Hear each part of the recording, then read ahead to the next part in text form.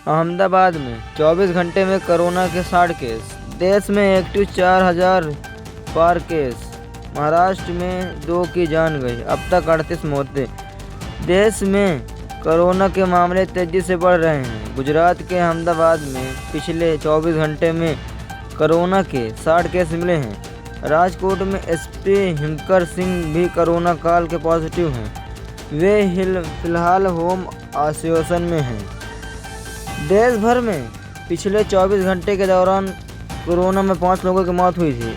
इनमें केरल, तमिलनाडु और पश्चिम बंगाल में 1-1 और महाराष्ट्र में 2 की मौतें हुई।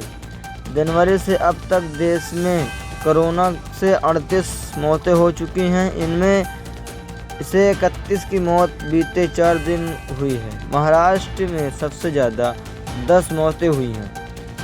भारत में कोरोना मरीजों का आंकड़ा 4000 के पार हो गया है।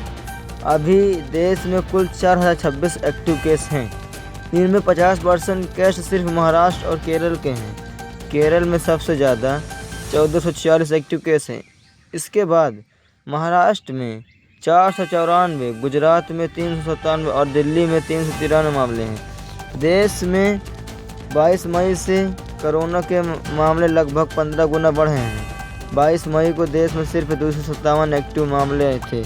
31 मई को देश में सिर्फ 207 मामले एक्टिव थे। 31 मई तक यह आंकड़ा बढ़कर 3395 हो गया था।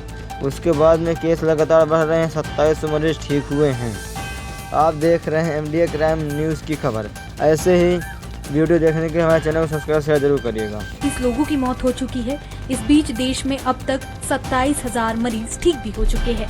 बढ़ते संक्रमण के बीच केरल में सबसे ज्यादा 1416 एक्टिव केस है। इसके अलावा महाराष्ट्र में 494, दिल्ली में 393, गुजरात में 397, पश्चिम बंगाल में 372, कर्नाटक में 311, तमिलनाडु में 215, उत्तर प्रदेश में 138 और राजस्थान में 75 केस सामने आए हैं। दिल्ली के RML, सफदरगंज समेत कई अस्पतालों ने कोरोना से निपटने के लिए तैयारियां शुरू कर दी है। डॉक्टरों का कहना है कि कोरोना के मामले बढ़ना कोई चिंता की बात नहीं है।